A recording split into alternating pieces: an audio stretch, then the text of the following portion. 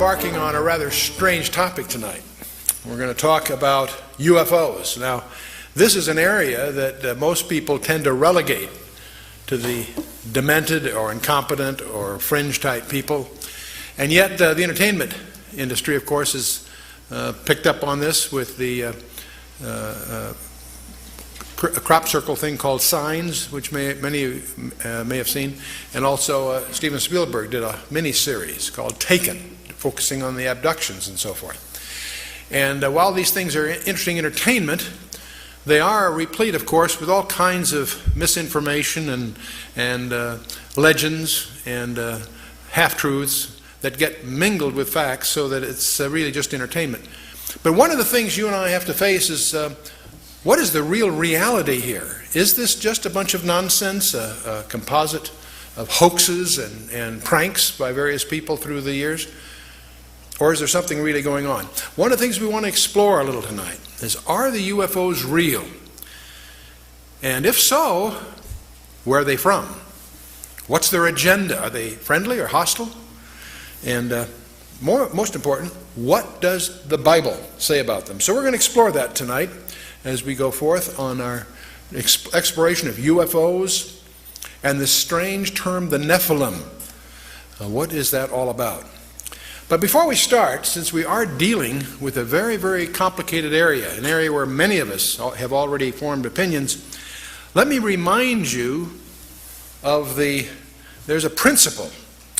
According to Edmund Spencer, he articulated this: there's a principle which is a bar against all information. It's proof against all argument. And it's something which cannot fail to keep man in everlasting ignorance. And that principle is condemnation before investigation. So one of our challenges as we go into this very complicated topic is to set aside our prejudices and presuppositions, and let's see what we can find out. Now, the same idea is not only articulated by Edmund Spencer, but it also is in our collection of Proverbs by Solomon, who reminds us that he that answereth the matter before he heareth it, it is a folly and a shame unto him. So one of our challenges tonight is sort of set aside what we think we may have heard or what our basic prejudices are, and let's see what we can find out that might be new. Now, many of us, of course, have seen photographs, many of which are hoaxes, contrived, and so forth. There are many of these in the literature. I'm sure you've seen all kinds. The problem is that not all of them are. It may surprise you to learn that there are over 3,000 authenticated photographs in the classified community that are authenticated. So what's really going on here? See, the problem we have in researching this area is there is so much that's uncorroborated. There's a lot of deliberate disinformation, and certainly a lot of data which is unreliable. And the problem is, when you strip away the hoaxes and you strip away the nonsense and you set aside the uncorroborated, there still is too much to ignore that is substantiated, that involves multiple reliable witnesses, including multiple radar sightings. And radars generally don't have hallucinations. And this idea of being plotted simultaneously on multiple radars is something that should get our attention. And now, give you one example. Back on June 18th of 1997, there was a strange vehicle that appeared over Phoenix, Arizona. In fact, went over most of the state at about 30 miles an hour, which is very slow for an airborne vehicle. There were some that said they felt they could have hit it with a ball that seemed that close as it went over. And it created quite a stir. And on March 13th, there were sightings all the way from Casa Grande and Chandler all the way up through the northern part of the state, Prescott and so forth. So it wasn't just a local phenomenon, and it created quite a stir. Now, the governor of Arizona made a big mistake by treating a press conference the following morning lightly, as humor. And it didn't go over very well because people were upset because they were getting stonewalled by the government. Even though there were denials by the Air Force, they saw the fighter jets sortie after them and so on, so it created quite a stir. It wasn't picked up in the national media it was picked up, of course, substantially in the local media, that is in the state of Arizona. And one of the things that's strange about this is that it happened in March of 1997. It didn't show up until June 18th. And what's strange to me is not just the event that happened in March, but there was no word about it in the national media. But then for some reason, no obvious reason, on June 18th, it was on the front page of USA Today. That's where this picture came from. It was on the NBC, CBS, CNN, all the major networks had this brief comment about what happened. What was puzzling about it didn't happen on June 18th, it happened back in March. And I haven't been able to determine what triggered the news media to make it a big event at that time. It's one thing it does demonstrate is how the news is managed, because all the networks pick it up at the same time for no ostensible reason. But as we talk about these kinds of things, sooner or later we have to focus on the Roswell incident. And many of you realize that approximately July 4th, a few days following maybe, some object, that's in 1947, some object landed near Roswell, New Mexico. And Sheriff George Wilcox contacted the Roswell Army Airfield regarding wreckage that was discovered on Max Brazel's ranch, or in that area. The Army seals off the area and confiscates everything that was there. And on the 8th of July, Colonel William Blanchard, who was commander of the 509th Bomb Group, that was our primary atomic bomb group in those days, he issued an official press release stating that the wreckage of a crashed disk had been recovered. Now, this press release went out early enough on July 8th to be picked up by 30 newspapers across the country. And so it is. And this is a snapshot of what it looks like. The RAAF captures flying saucer on ranch in Roswell region and so forth. And no details of flying disc are revealed, etc., etc. Except within hours, something very strange happens. A second press release, which had tried to rescind the first one, was issued from the office of Brigadier General Roger Ramey, who was commander of the 8th Air Force. He resides at Fort Worth Army Airfield in Texas, which is about 400 miles away from the incident. But within hours, General Ramey issues a countermanding release, and he claimed that Colonel Blanchard and the officers of the 509th at Roswell had made an unbelievably foolish mistake, that somehow they incorrectly identified a weather balloon and its radar reflector as the wreckage of a crashed disk. Now, frankly, everyone that heard this, that thought about it a little bit, realized that was just a very contrived cover story. And this press release that in effect hit the next day by General Ramey caused, it was in effect a denial, did not explain why they confiscated everything, why the whole subject has been classified to this day. And now what that really did, this absurd cover story, frankly, just fueled the 50 years, the intervening 50 years of conjectures and all kinds of anecdotal testimonies of people who were involved peripherally. All kinds of stories have been echoing throughout this half century that's transpired since July of 1947. And the stories typically maintain that there were 4 alien occupants of this disk, that 3 of them were dead, 1 was still alive. All these presumably were taken off to the Never Never land of military security, and there's all kinds of stories that are too preposterous to really accept, and yet it continues. The great mystery about, when I travel, one of the most often questions I get is, what really happened at Roswell? Well, we don't really know what happened at Roswell. It's been classified, and we'll talk about that a little bit. We do know something that happened 9 months after the Roswell incident. Al Gore was born.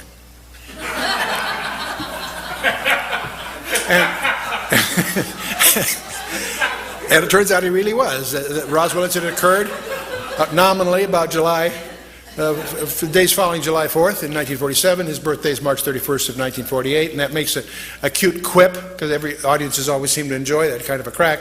And obviously I'm not being serious, that there's a linkage really. But in any case, there is one reason I want to dwell on this a little bit, because for 50 years people have conjectured what really happened there, and the Air Force has contrived one thin cover story after another over the years, each one sillier than the first, each one easily refuted by anyone that does a little homework. So you wonder, why is this thing still classified? Several presidents and half a dozen congressmen have tried to crack the security surrounding Roswell to no avail. What could have happened there that is still to this day regarded as an item of national security? And now, interestingly enough, just in the last few months, there appears that we now have what some people would call the smoking gun. There is some tangible evidence that's finally emerged that there was a crash of some kind, and it did have victims of some sort. You see, when General Ramey at Fort Worth issued that cover story, the press was present, and many pictures were taken. And James Bond Johnson of the Fort Worth Star-Telegram was among them. And on July 8th, he took a photograph, which a number of the photographs happened to show General Ramey clutching a sheaf of papers in his hand that apparently was a communique to Washington, D.C., and he happened to have that in his hand while he was going through this explanation and demonstrating that this really was a weather balloon. They had some props there that they showed and so forth. Well, it turns out that was in July 47. Since 1947, we've made a lot of progress in digital imaging technology. And this sheaf of paper that was photographed was analyzed with a digital photo scanner and enlarged and enhanced the words printed on the folded piece of paper. And then using a program for digital enhancement and analysis, it's now been reported on Associated Press on November 22nd of the year 2002 that David Rudiak was able to identify several key phrases on that sheaf of paper that General Ramey was clutching during that press conference. There's a phrase, the victims of the wreck, and also the phrase, in the disk they will ship. Lots of other words that were hard to, more conjectural is what they said, but the point is, here's a communication in his hand going to Washington that speaks of victims of the wreck and speaks of a disk that they're going to ship. While he's covering the story that Colonel Blanchard was all mixed up, this is just a weather balloon. So finally, the UFO researchers have something tangible to go on, because up till now it's been a spooky thing. Let's shift a little bit from 47 to July 19th through the 26th, about a week, in 1952. I happen to remember this vividly because in June 30th of 1952, I was entering the United States Naval Academy, so I was a plebe, plebe at Annapolis when this was in the papers and much talked about at the time. It turns out a number of UFOs harassed Washington National Airport, which in those days was the only airport there. We didn't have Dulles, this is before Dulles, and also Andrews Air Force Base, so badly they had to shut down the air traffic. And this went on and off and on for a week. And it was in the papers, because every time the Air Force would alert jets to investigate what these things were, they would disappear. As soon as the jets landed, they came back. And fiery objects overrun jets over Capitol in the Washington Post. These are headlines from that period. Now, one of the things there again, they never really explained it. They issued some cover stories, but the truth of the matter is they didn't know what it was, and it wasn't just an incident one night. It went off and on for the better part of a week. Again, it created a problem just in blocking all the phone traffic, because everybody's calling what's going on and so forth, and so something real was happening, because you're talking here multiple radars. This isn't some impressionable, unprofessional observer. This was the air controllers at Washington National and Andrews Air Force Base, and never explained, at least not to the public. 1993, by the way, there are thousands of these things to select from. I've just picked a few that seem representative. Over in Mexico City in 1993, the population by the thousands were upset and disturbed by what went on. Seoul, South Korea, November 23rd of 1996. CNN and Reuters reported a huge cigar-shaped UFO that was televised for 10 minutes on national television. You know, when we talk about witnesses, there's all kinds of people, many very reliable professionals that have contributed to this background, but the ones that you and I would tend to presume would be the most reputable, most trained, and most competent in this area would be our astronauts. You think they know something about it. Do you realize that 13 of them have gone on record of seeing UFOs while they were doing their missions? Ed Mitchell, Apollo 14, April 1996, and this was on Dateline NBC. He said, NASA is covering up what really happened at Roswell, New Mexico. See, this isn't just the presumption of some journalists or the tabloids at the checkout stands in the market. These are serious people saying that something is being covered up. Astronaut Gordon Cooper has made many talks. On May 15th of 1963, he did the 22-orbit Mercury capsule. He saw a green UFO, which was also at the same time he saw it tracked by the radar in Australia. It corroborated this. And he's testified before the United Nations that UFOs are visiting this planet. And in May 1996, he said, we are being visited by aliens. So he's spoken a lot about this, so much so that some people tend to write him off. James Lovell, Frank Borman, Gemini 7, December 1965. On the second orbit of their 2-week flight, they saw a UFO. Gemini Control presumed it was the stage of their own Titan booster. But they indicated that they had both the booster and the UFO in sight, so that doesn't quite jive. Walter Schirra, these are all familiar names to most of us. Mercury 8, 1968. He was the first guy to use the term Santa Claus to indicate UFOs are near the space capsule. And so this was about December, so everybody thought that this was just a cute quip, but it was a code word. And it was later, in 1979, Maurice Chatelain, the chief of NASA Communications, confirmed that the Santa Claus phrase was a prearranged code word to deal with the UFOs without alarming the public. And Neil Armstrong, Buzz Aldrin, these familiar names to you? Are these guys competent? On Apollo 11, July 21st, 1969, both apparently saw lights in and on a crater, and there are unconfirmed reports that there were other spacecraft there. Some of this is classified, gets classified quickly, so we're treading on dangerous ground. But they have said 2 large objects, we're watching them. And Armstrong is quoted in some reports of a CIA cover-up. Now those reports get squelched, of course, so it's hard to separate what was just urban legend and what really happened. But if you go to Ed White, James McDivitt, James Lovell, Borman, Schirra, Gordon Cooper, these guys have all reported UFOs. Neil Armstrong, Apollo 11, Buzz Aldrin, Apollo 11, Ed Mitchell, Apollo 14, and on it goes. And one of the most interesting ones is John Blaha. He was a veteran of 5 space shuttle missions. He also was a relatively recent resident of the Russian Mir space station. This a few years ago.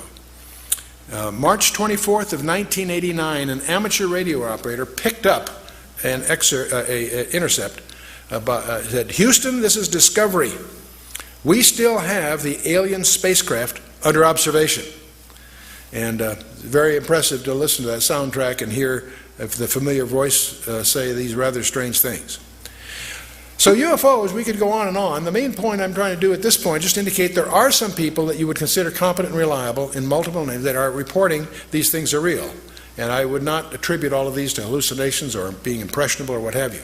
In fact, if you start looking into this area as an area of research, you'll find it extremely difficult because there are 6,000 professional publications in English alone that deal with this.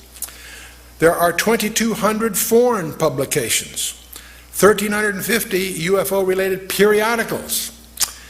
And some of these, if you look at the books in the library, there are over 700 books that deal with UFOs just in the period from the 17th century to the First World War.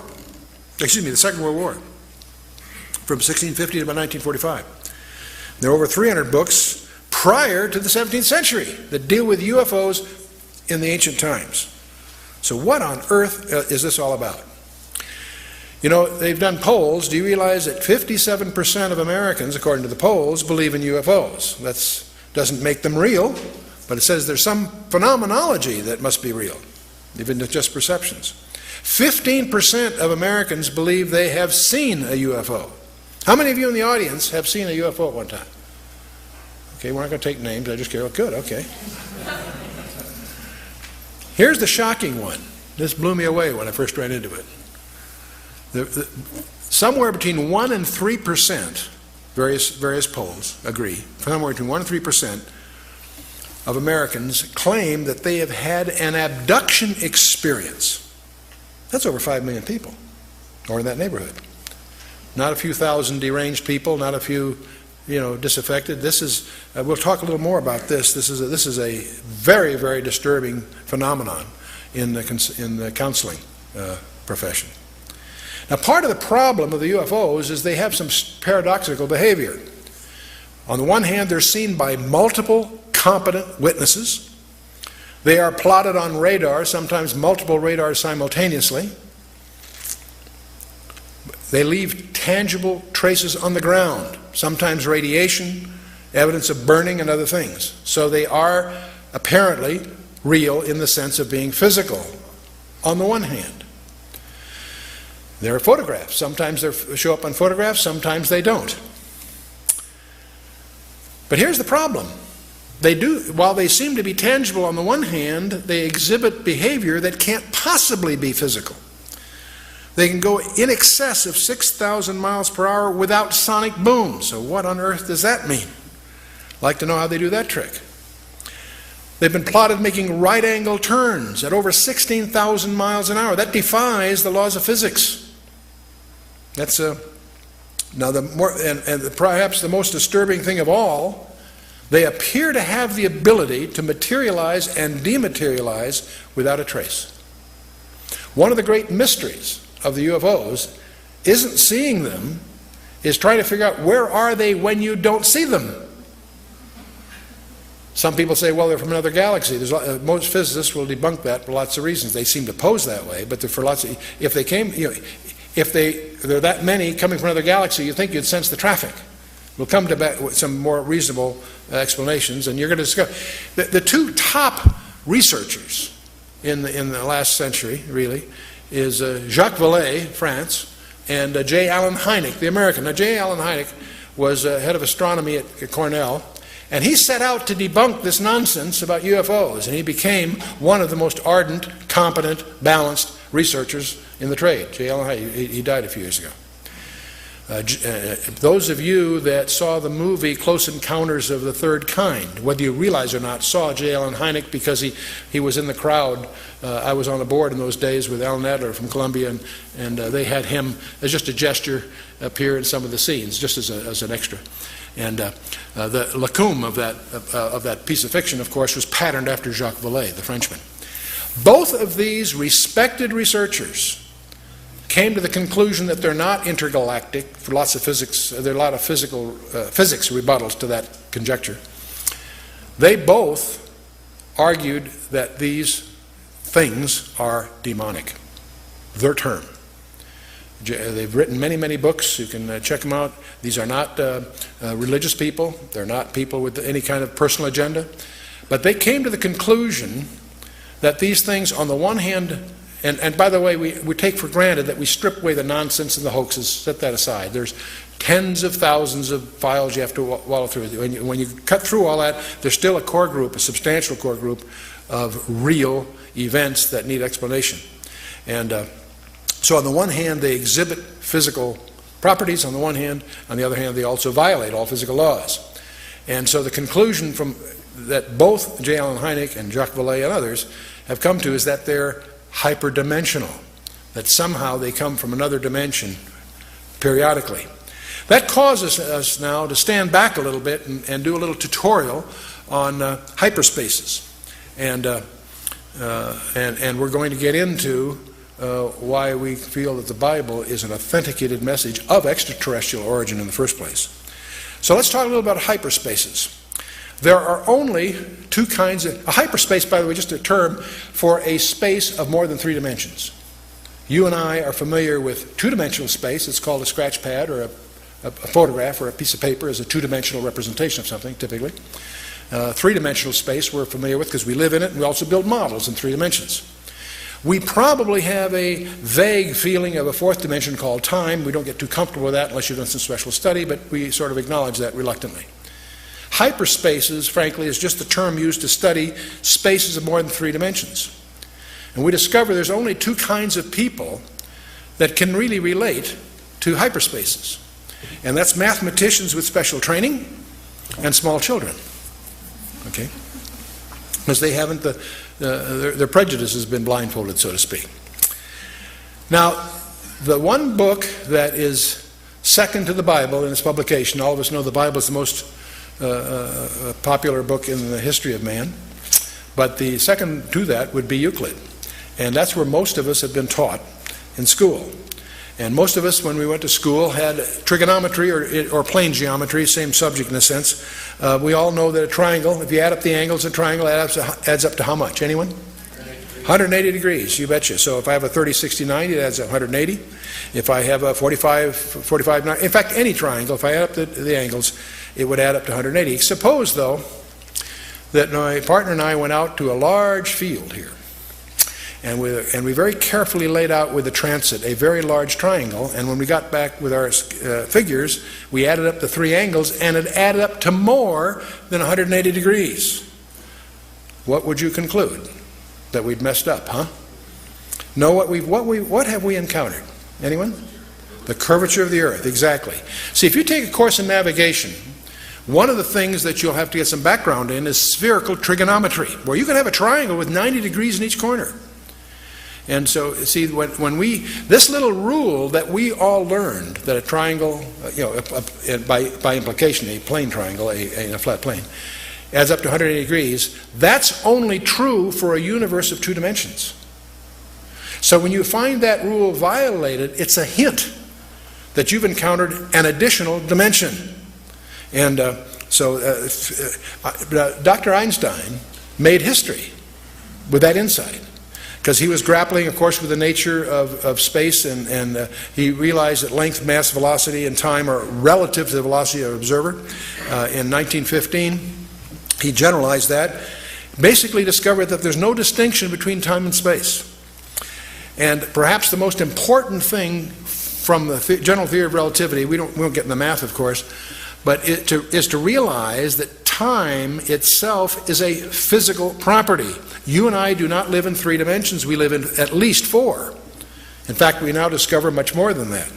But this idea that Einstein recognized as he grappled with the properties of space, that there's an additional dimension required, and he went to 4 dimensions to resolve the time issue. And his theory of relativity has been confirmed over 12 different methods to over 14 decimals. So it's no longer really a theory. It's well accepted basis in certain fields of science. So when we need to go beyond Euclid, which of course deals just with 3 dimensions. And in June 10th of 1854, the most important lecture in mathematics was given by George Riemann. He invented a thing called metric tensors. And that tool that he developed proves to be one of the most profound tools in advanced physics. And it took over 50 years, in fact over 60 years, for Dr. Einstein to use that tool to develop his 4-dimensional space-time. And it's too bad that Einstein went to his death frustrated by not being able to solve certain problems, which if he had applied the technique going to 5 or more dimensions, they would have yielded. It took his successors to do that.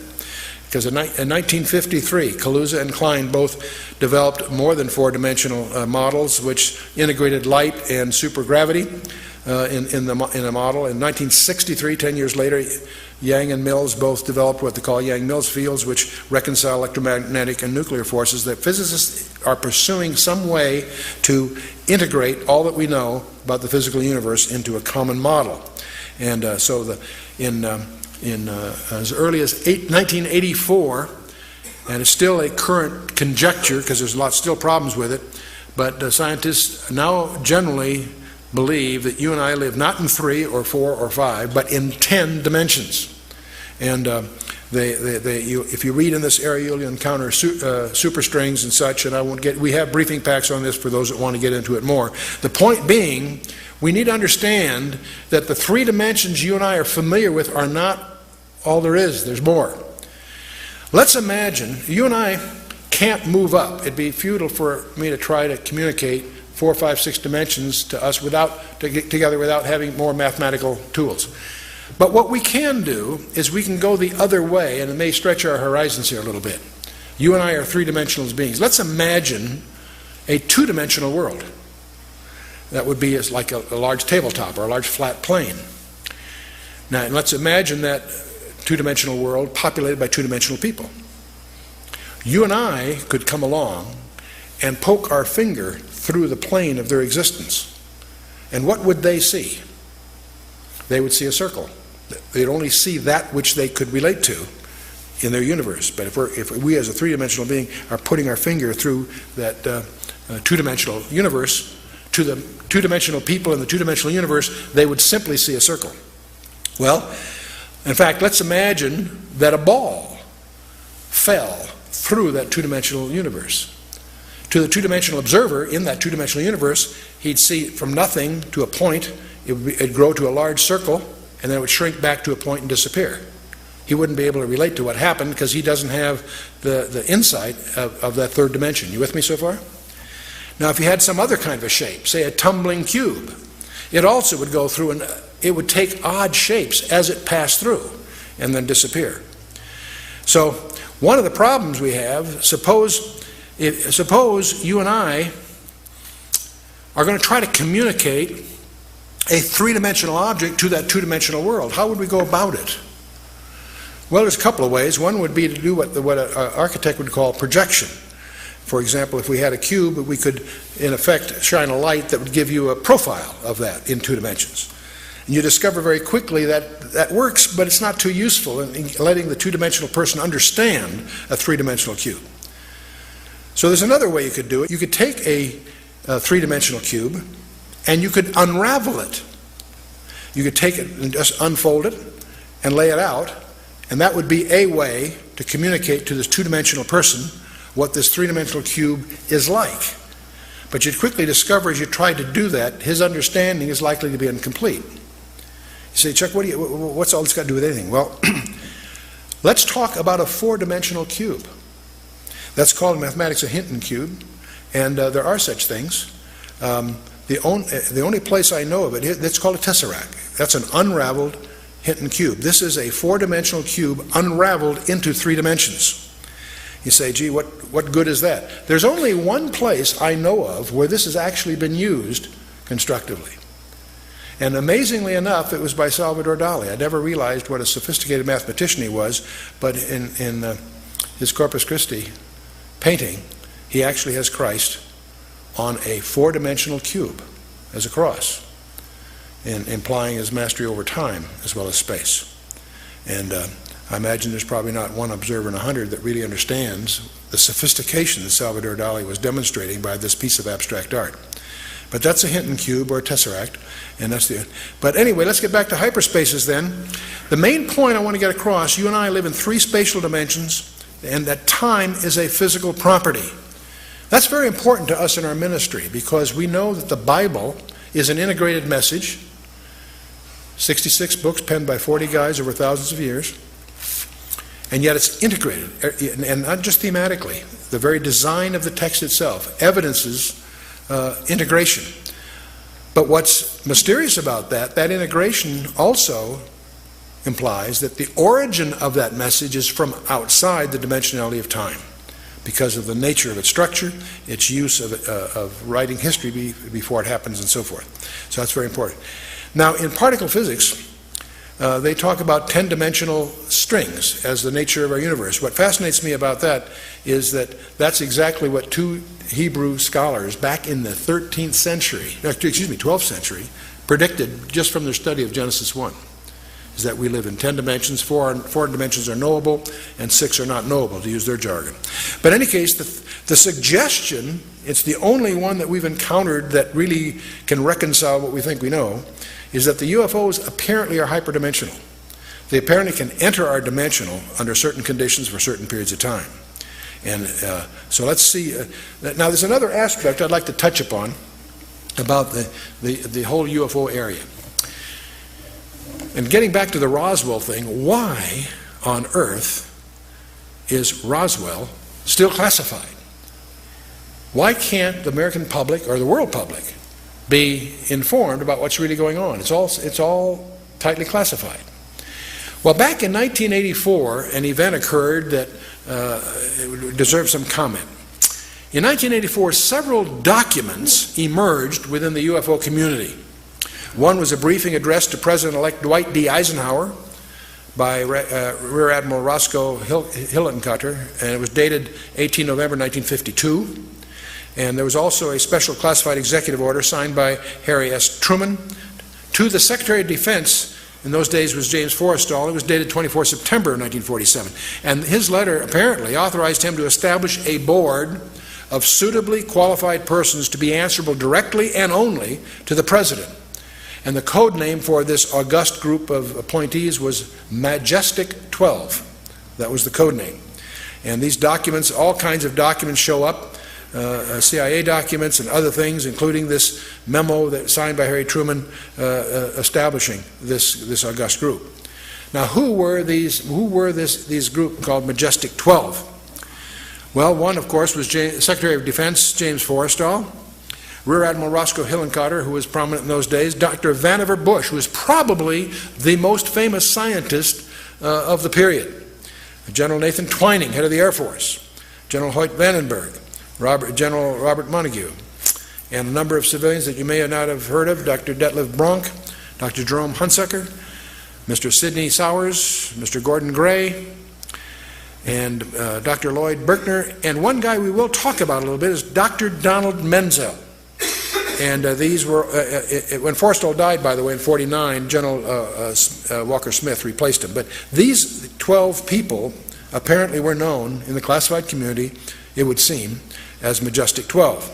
Well, these are interesting people. You see, of these 12 people, there was Secretary of Defense, of course. 3 of these people were the first 3 directors of the CIA, the Central Intelligence Agency.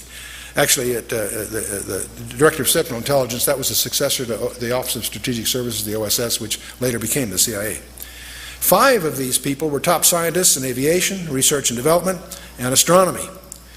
All of these people held the highest security clearances anyway. Let's talk a little bit about Admiral Hillenkotter. He was not, turns out, he was not simply a Navy man. And by the way, I want to mention something. A lot of people have heard about Majestic 12. And a lot of people also understand that it's been all debunked. But we're indebted to a very, very patient, thorough, diligent researcher by the name of Stanton Friedman, who published a book on this. And what he did, he developed dossiers, spent 20 years developing dossiers on each of the 12 to try to understand as much as he could about their personal lives. Rear Admiral Hillenkotter was not simply a Navy man. He was the first director of the CIA, which was also established, interestingly enough, in September of 1947, just months after the Roswell incident. He retired from the U.S. Navy in 1957 and soon was appointed on the board of governors of NICAP, which was considered the most influential UFO organization in the 50s and 60s. Dr. Vannevar Bush, this is a name you probably heard. He's a world-renowned research scientist. He was the head of MIT between the 2 world wars and head of the Office of Scientific Research and Development. He led the development of the atomic bomb, the proximity fuse, radar, and 100 other high-tech systems with military applications. See, that's why he's so well known. He was also well known for establishing a policy of compartmentalization of classified work. It was previously the style in research labs to give people a lot of freedom of movement. And he was the one that saw the need for compartmentalizing, letting scientists have only the information they need to know so that they could control the transit of information within the organization. So this whole idea of, we're going to talk about compartmentalization here shortly. Well, this whole MJ-12 there are two kinds of people, those that have never heard of MJ-12 and those that know that it was just a hoax.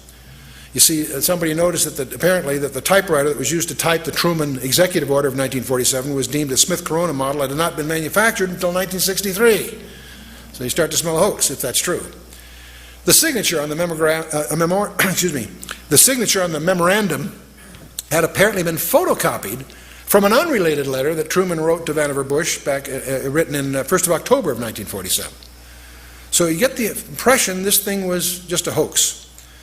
There are other anomalies that were noted and published in various media, so it quickly, within the UFO community, in just a few years, it was recognized by everyone that these documents were just fakes.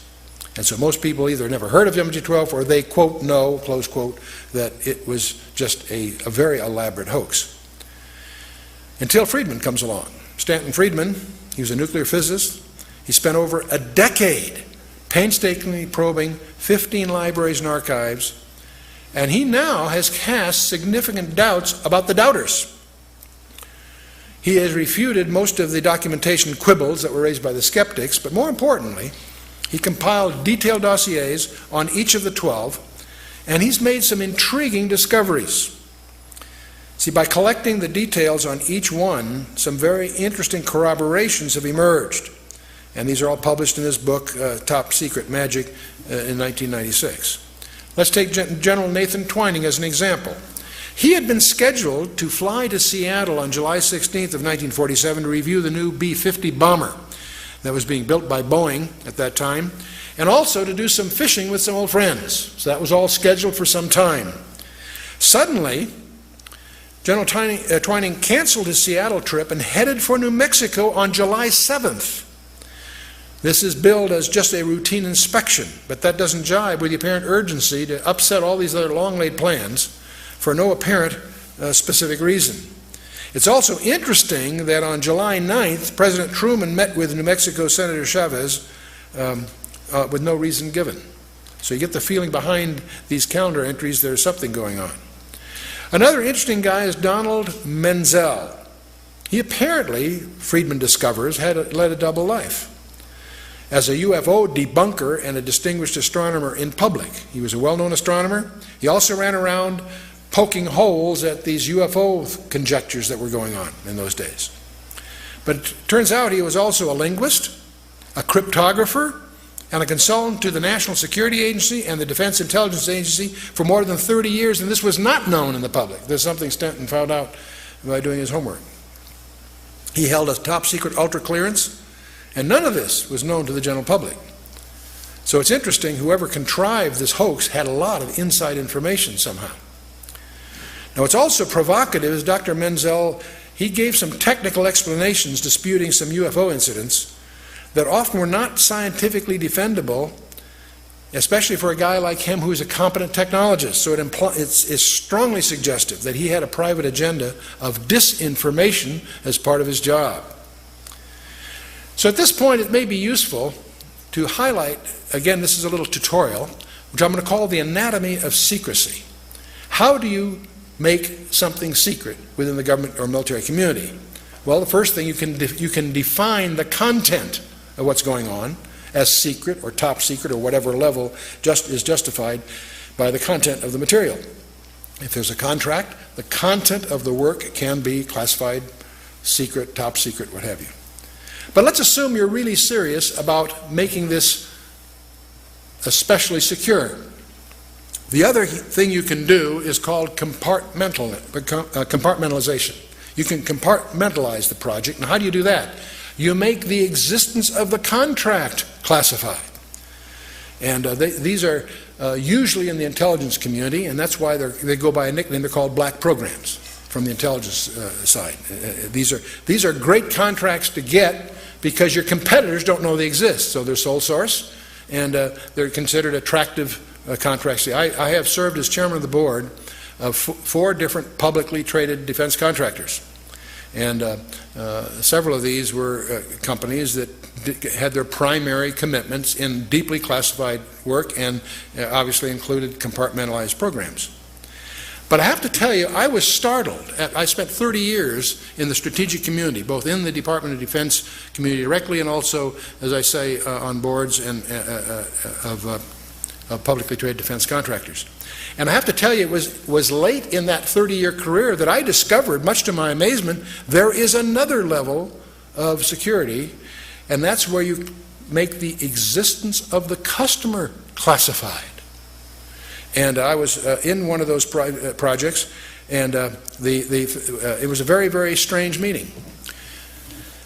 We had our little company that was publicly traded, but not a large company, was competing for a particular procurement, and the head of that particular division asked me, as chairman of the board and controlling shareholder, and so on, to be present at the meeting, along with our banker. The vice president of First Interstate Bank was there, and as we in this conference room, three guys come in with business cards and give us their business cards, High Technology Research Associates or something like that, but quickly explain that that's just a cover, and we're not surprised. That's what's known as a cutout, a shell corporation that they're using for certain purposes, and they explained to us that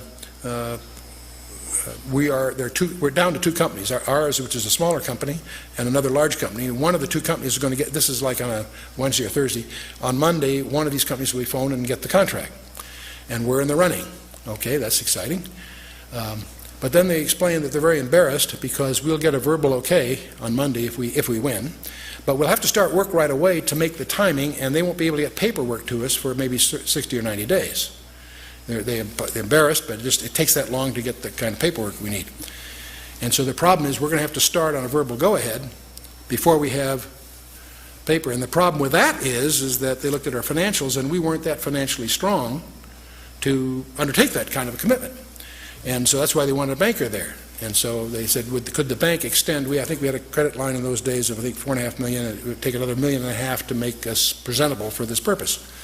And so they asked the bank if the bank could increase our credit line for $1.5 million. The banker very naturally said, "You don't tell us who you are, and you won't tell us what it's all about." The answer is no. And so we're at a stalemate because, as it said, we wouldn't be qualified. And I turned to the vice president of First Interstate Bank and says, "You people have my personal financials." In those days, I had money. That's before I got in my project with the Russians. But anyway, that took me down. But the point is, in those days, I had a net worth. I says, you have a net worth. If I guaranteed the incremental loan, would the bank willing to go along with this? And he said, I can't. He says he didn't have the authority, but we go downtown. He says they'd probably go along with that. So I turned to the customer. I says, if I can pull that off in the next 24 hours, would that suffice? And they said, sure. So that's exactly what we did. I went downtown the next morning to First Interstate Bank. We signed some papers, and I guaranteed an incremental $1.5 million on the existing $4.5 million loan on that Thursday or Friday, whatever it was. And that Monday, we did get a phone call, and we won this contract. And that was it turned out to be the electronics for the B-2. And it was 18 months later that whole project got transferred to Northrop. But prior to that, it was in an organization whose existence is classified.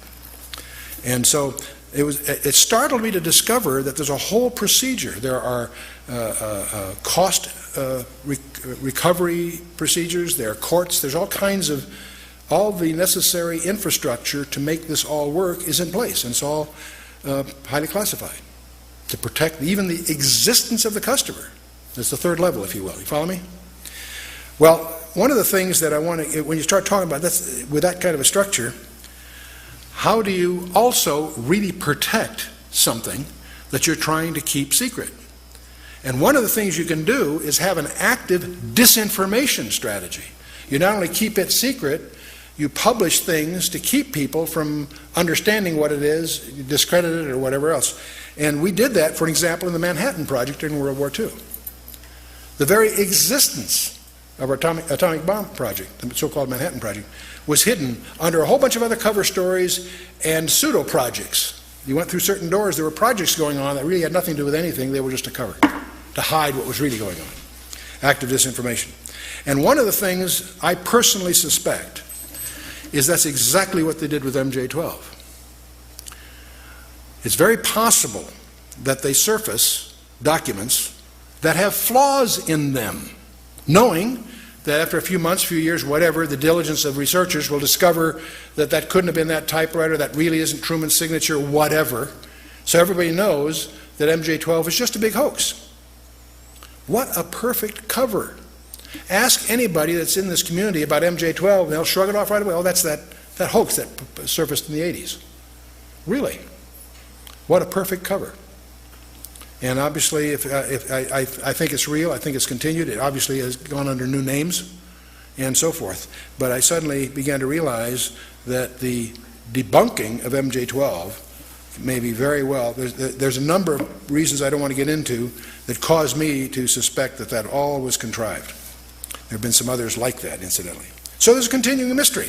Why is somebody going to all this trouble to hide, for example, the Roswell stuff from after 56 years, whatever it is, 57 years? 2 presidents, 4 congressmen failed to penetrate the security surrounding the UFO-related issues. That's strange. By the way, a Canadian embassy inquiry was rebuffed in Washington, D.C. with the disclosure that the topic of UFOs enjoys a classification higher than our most secret warheads, the W-88s. They made an inquiry and they got turned down, but they made a mistake when they turned it down because they disclosed the fact that what they were after, which is some UFO information, was classified more highly than our weapon systems. Why? And now, by the way, just as we have Roswell in the United States, in England they have the famous Rendlesham Forest incident. And this is kind of interesting. On December 26th and 27th, the day after and then the next day of Christmas, in 1980, there's a forest that's right next to a U.S. air base and a Royal Air Base at Woodbridge in Suffolk, England. And in that forest, twice, 2 evenings in a row, a UFO landed. And it was seen 2 nights in succession. It was tracked on radar by many of the military sites around there. Many people were involved. They rolled out what they call light-alls. That's like a car-drawn trailer that has bright lights for various outdoor projects. They had that all set up when they landed. It was apparently scheduled somehow. And this was reported by Deputy Base Commander Lieutenant Colonel Charles Halt in a memo that was classified on both sides of the Atlantic. But a copy did get leaked out. And so just as we have our Roswell mystery, in England they talk a lot about Rendlesham Forest. What really happened there? There are lots of people involved, military, enlisted and others. So out of that have come all kinds of stories. Many of them are too afraid to even talk about it. Others that share incidents, and they're very just as they're bizarre tales about Roswell, there's even more bizarre tales about Rendlesham Forest. Well, the good news is the UK government has announced last few months that the Rendlesham file is going to be released. They're moving towards a Freedom of Information Act kind of posture, and apparently the Rendlesham Forest files, which have only been seen by about 20 people up until the release, and we're moving into a day when some of these mysteries are going to be revealed. Now, another thing comes up when you talk about these topics are crop circles, and this might be a good chance for our TV people to change tapes if they want. So why don't let's take a 5-minute stretch break and let them collect themselves, and we'll pick up crop circles and some subsequent things following, okay?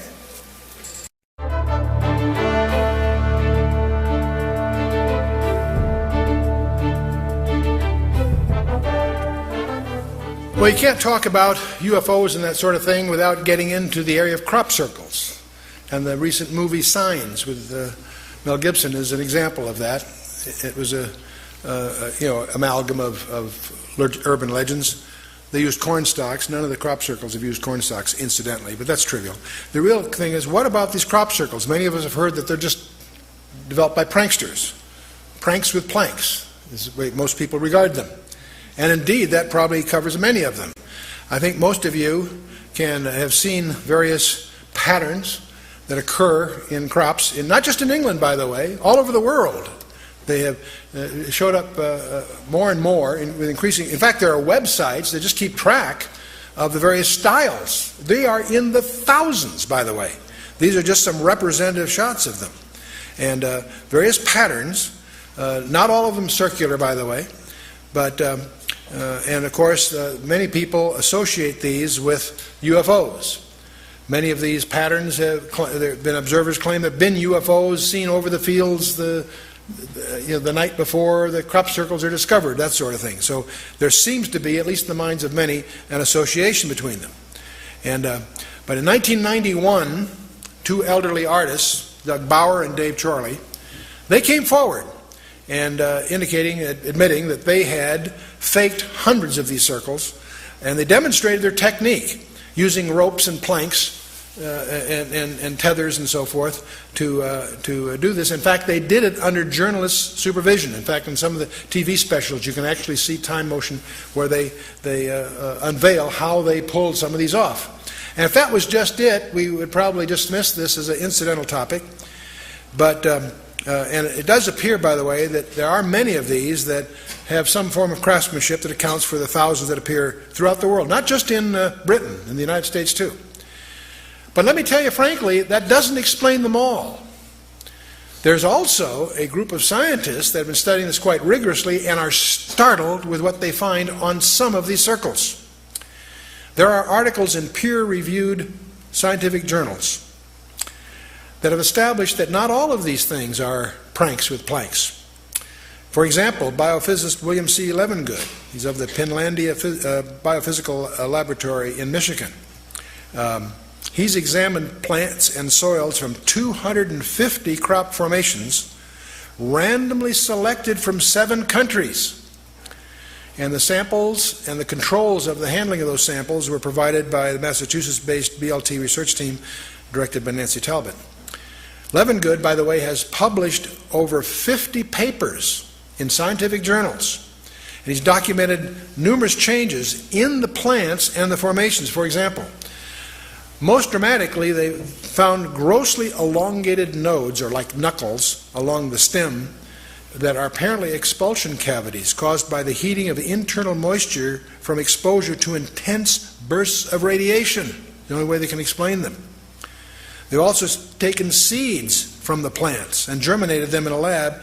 It showed significant alterations in growth as compared to the control samples. And this has been published in the International Journal of European Societies of Plant Psychology back in '94. But it goes on and on. They find a brown glaze over some of the plants. It turns out it was pure iron that had been embedded in the plants while the iron was still molten. Tiny iron spheres were also found in the soil around those plants. And this was published in the Journal of Scientific Exploration in 1995. In 1999, a British investigator, Ronald Ashby, examined the glaze that we're talking about here through optical and scanning electron microscopes. And he determined that the intense heat had been involved, about 2,700 degrees Fahrenheit, which of course would destroy the plants. And there are hundreds of plant and soil samples were collected from a 7-circle barley formation in Edmonton, Canada. The plants had both elongated nodes and expulsion cavities that we talked about, and the soils contained these peculiar iron spheres. And the controls showed that none of these, in other words, plants that were not part of the circle did not have any of those changes.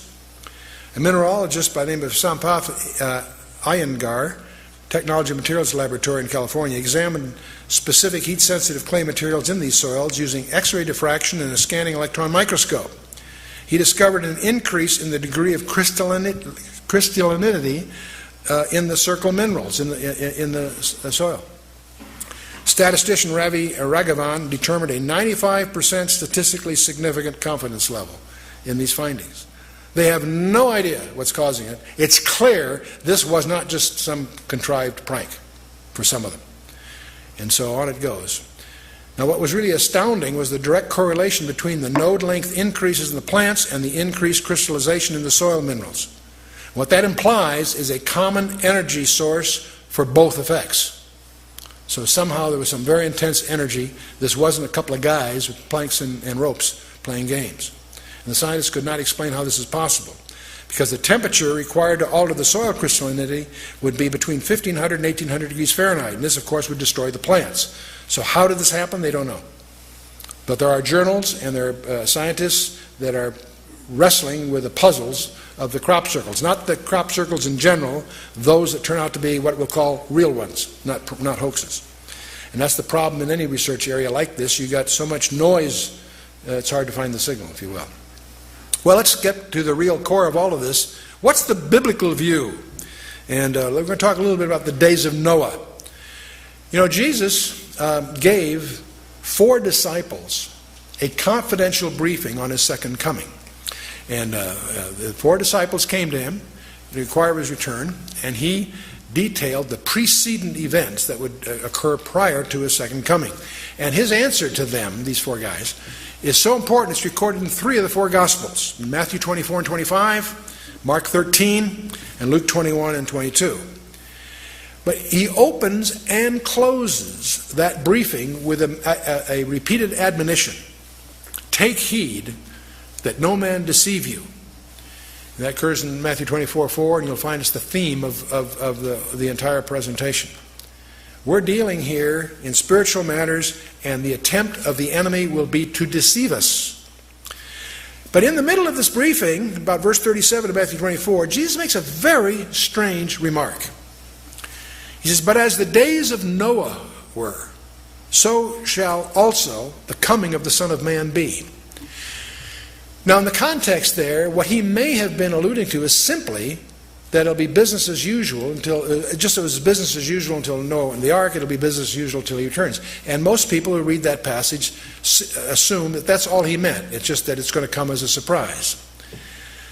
And yet there are many scholars from the context of the details of that passage feel he was giving us a hint of something deeper. And we really won't understand what he's talking about unless we understand what the days of Noah were like. And so we're going to try to figure out what did Jesus really mean? As the days of Noah were, so shall the coming of the Son of Man be. So what you really need to do to get a handle on the UFO thing, strangely enough, is to do your homework in Genesis chapter 6. And I want you to notice the first 2 verses, and I want you to pay attention that the first 2 verses are a single sentence. Many people stumble because they don't realize that's a single sentence. I'll just see what I'm getting at in a minute. Genesis 6, verse 1. "And it came to pass, when men began to multiply on the face of the earth, and daughters were born unto them, that the B'nai Elohim, the sons of God, as it's translated, saw the daughters of men, that they were fair, and they took them wives of all which they chose." 1 verse. Now the question is, this strange phrase, sons of God. That can mean anything to us. Let's find out what the text really means, sons of God. What it is in the Hebrew is, remember Hebrew goes from right to left, so if you're watching the slides here, remember all languages go towards Jerusalem. Nations that are east of Jerusalem go from right to left, the language. Nations that are west of Jerusalem go from left to right. So just breaking, so Hebrew, Aramaic, Arabic, Sanskrit, whatever, they go right to left. Anyway, so if you're reading the Hebrew here, recognize it goes from right to left.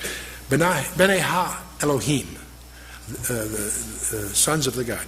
Now, sons of God, B'nai Ha Elohim is a term that's always used of a direct creation of God.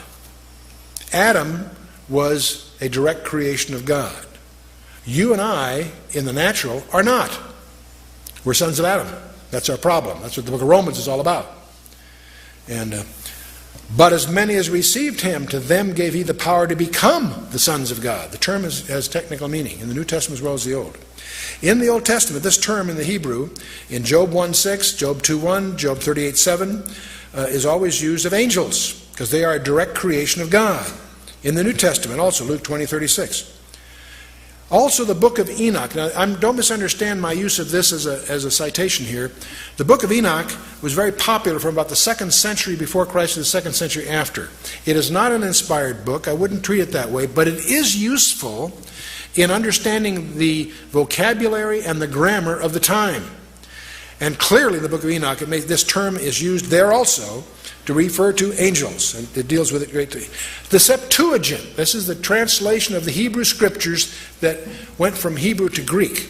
if you were a Jew living in the time of say, the 2nd century before Christ, the enforced language worldwide, the commercial language, was Greek. Thanks to Alexander the Great and following, that was the common language. If you were a Jew in business anywhere in the world, you had to speak Greek to survive. You may have known Hebrew for religious purposes, but Hebrew was to the Jew in those days what Latin is to a Catholic today, basically a language for religious purposes. So one of the things, if you were Jewish in those days, what you would have liked to have had is a copy of what we call the Old Testament, the Tanakh, in Greek, so you could read it.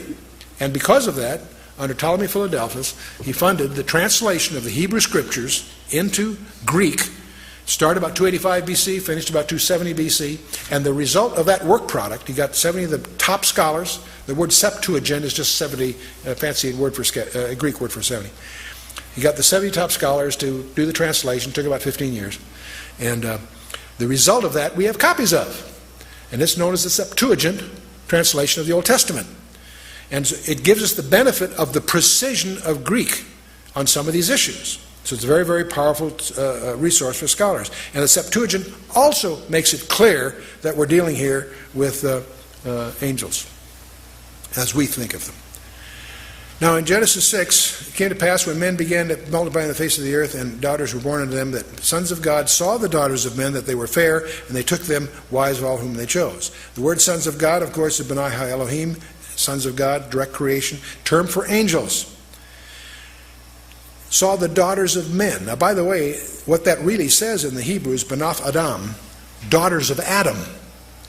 I mention this because there have been contrived some strange interpretations of this passage that are commonly taught in most seminaries. And it's tragic because there's a view of this passage that has no scriptural support. And we'll talk about that because you'll run into it. Many people think that this is strange stuff, and it is strange. It's even stranger than most people realize. So, now when you get down to verse 4 of Genesis 6, it says, there were Nephilim in the earth in those days, and also after that, when the sons of God came in unto the daughters of men, and they bare children to them, the same became the mighty men which were of old, men of renown. What this verse seems to indicate is that these Nephilim were offspring of a strange union. The sons of God, these are angels according to the Hebrew precision here.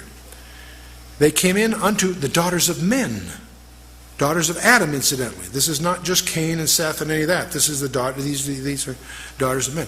And they bear children to them. It's those children that are the Nephilim. Now what on earth is the Nephilim? That word, Nephilim, is a key word. We're going to talk a lot about that. Nephilim means the fallen ones. It comes from the verb nephal, which means to fall, be cast down, to fall away, to desert. That's what a Nephilim is, a deserter, in a sense.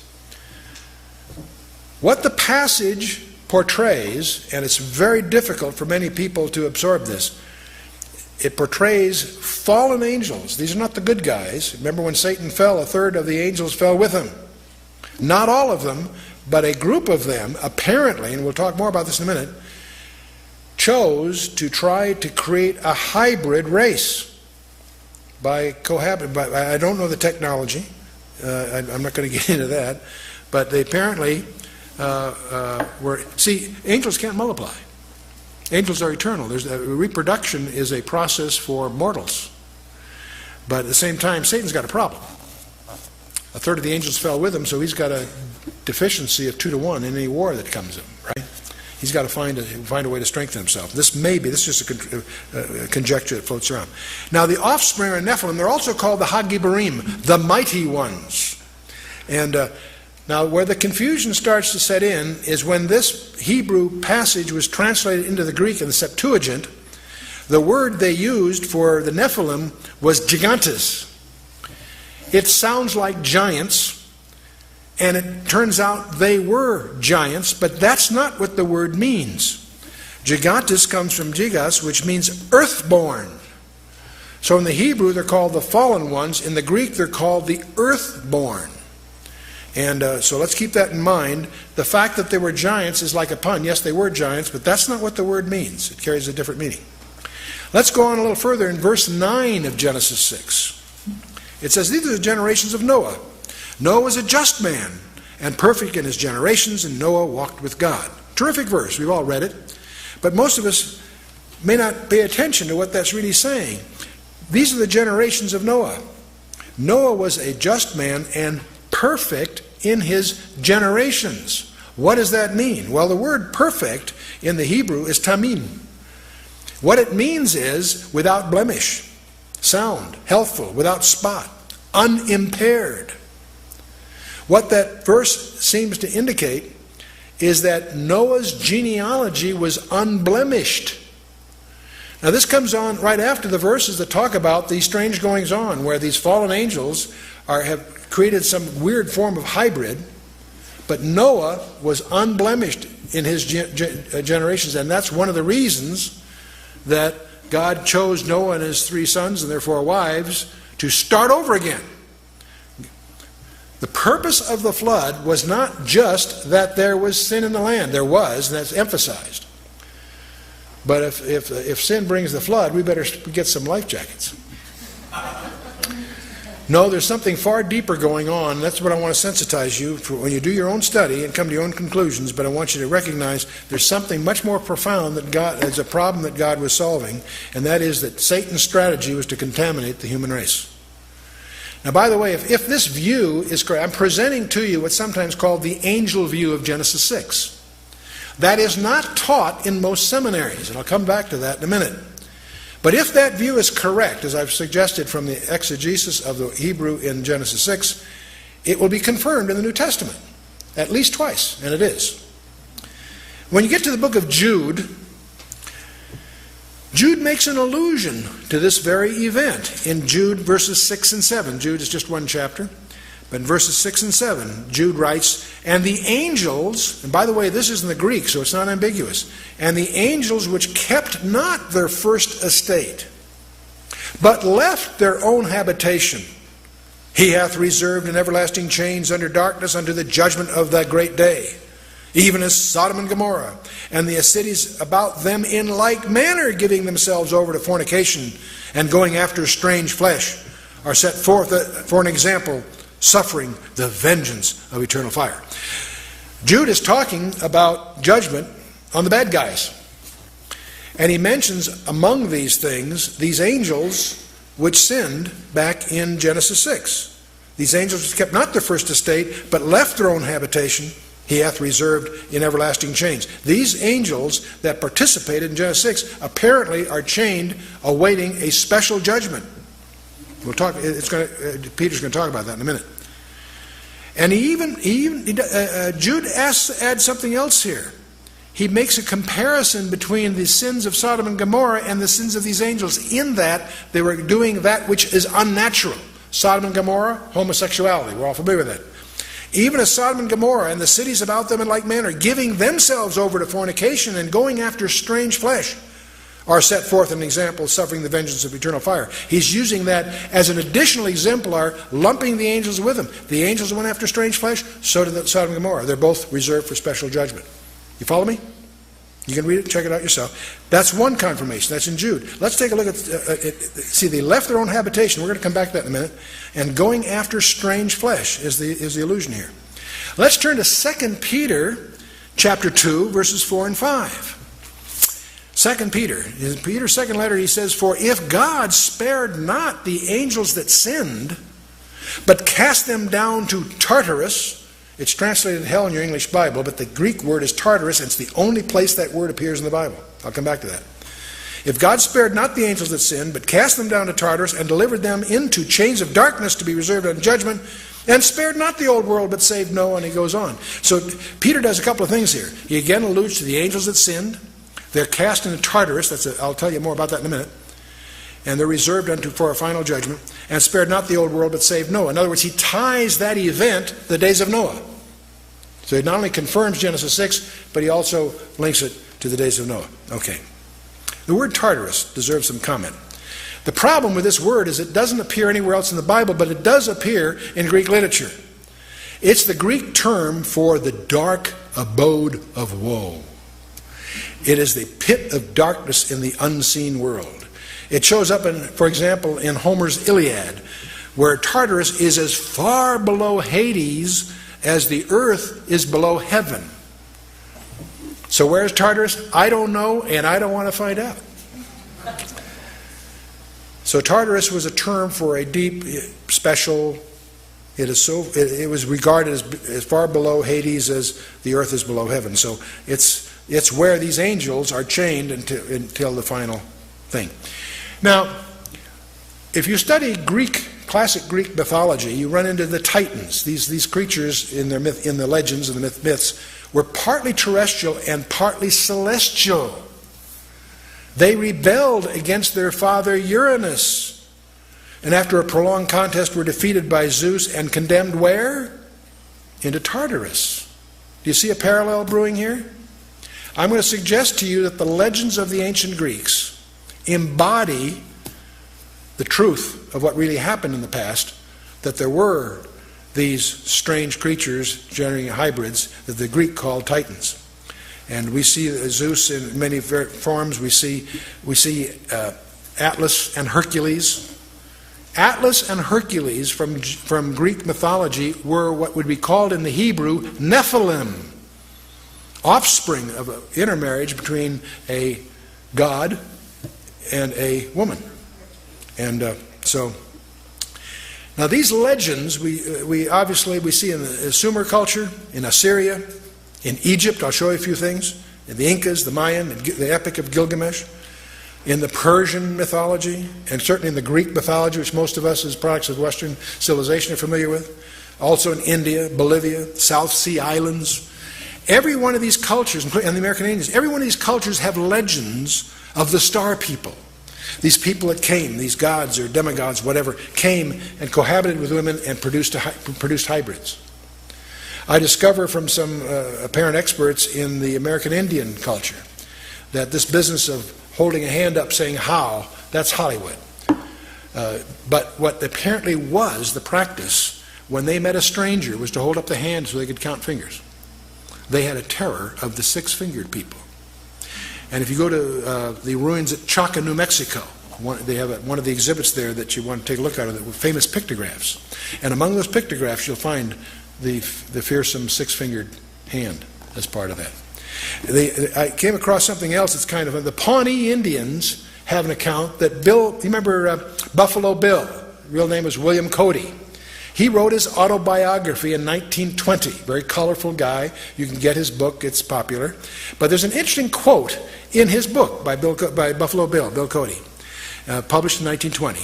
He says, while we were in the Sandhills scouting the Niobrara country, the Pawnee Indians brought into camp some very large bones, one of which the surgeon of the expedition pronounced to be the thigh bone of a human being. The Indians said the bones were those of a race of people who long ago had lived in that country. They said these people were 3 times the size of a man of the present day. And they were so swift and strong that they could run by the side of a buffalo and, taking the animal in one arm, could tear off a leg and eat it as they ran. I don't know what to make of that. It's in his autobiography. It's published in 1920. I don't think he was worried about UFOs and stuff, but it is a interesting allusion to the Indian legends. In the early country, Ashur, they always speak of the flying god of Ashur. And this diagram you see in many of the ancient monuments of a man with a bow, like Nimrod perhaps, and the wings. And you see this on the monuments. Here's an example of them. As you go through Egypt, this is a snapshot in one of the tombs of, I think it's Ramesses II, but you see in all of them. You'll notice on the headers of these passages, again you see a flying disc again and again and again as you go through Egypt. You look at the headers on many of these monuments. You look up there and you always see the flying disc, sometimes with a snake involved. And you see it again and again and again. Sometimes you see a person involved with these, and you even find the disc being transported from place to place. So this seems to be something more than simply a symbol of some icon that they're worshiping. Well, you say, gee, Chuck, this angel view is kind of strange. I hadn't heard of that before. You know, when our book was published, I got telephone calls from top executives of some of the Christian publishers that were angry, not at me, at their seminary background, because many of them are graduates of seminaries, and they were never taught the angel view. And that's disturbing. You may not agree with it, but it still should be taught as one of the alternative views. What most people have taught, you'll find it in many Bible handbook stuff, the so-called lines of Seth view. The idea that we're the sons of God really refers to the line of Seth, the leadership of the line of Seth. And the daughters of Adam really means the daughters of Cain, not Seth. And the sin that is dominant there is their failure to maintain separation, is the concept. Now, it doesn't explain how the offspring of these unions resulted in these strange creatures. If you have a believer and unbeliever marry, they may have monsters, but they're not monstrous. Okay. This whole view of the so-called lines of Seth emerged in the 5th century in the early church. Celsus and Julian the Apostate used the traditional belief. See, this belief that I've shown you was taught by the ancient rabbis in the Old Testament period, and also taught by the early church up through the 5th century. But Celsus and Julian the Apostate used the traditional belief to attack Christianity. They made fun of these people who thought angels and so forth. They attacked it. Julius Africanus resorted to this Sethite idea as a more comfortable ground. People find that less spooky, and Cyril of Alexandria used it to repudiate the Orthodox position. Augustine comes along, who was a profound influence, and he did many, many great things. He dealt with a number of heresies, but he embraced the Sethite series, and that, of course, made it orthodox. And so this view of this line of Seth prevailed all through the medieval church. It isn't until you go back to the text and do your homework that you begin to realize that the line of Seth has absolutely no scriptural support. The text itself, the sons of God, is never used of believers in the Old Testament. That's contrived. Seth was not God. Cain was not Adam. The sons of God are not the sons of Seth. And the daughters of Adam were not just the daughters of Cain. They're both. That if you recognize the first two verses are one sentence, a lot of that becomes very obvious. And if there's daughters of men, where are the daughters of Elohim? If there's sons of Elohim, where's the daughters of Elohim? See, you sort of wonder, there's no mention of that. The grammatical antithesis is ignored, and I won't get into that here. But this idea of maintaining separation doesn't occur until chapter 11 of Genesis, not 6. It's 5 chapters later that we have the Babel and all of that. The separation is imposed upon Isaac and his following, not on Ishmael or the others.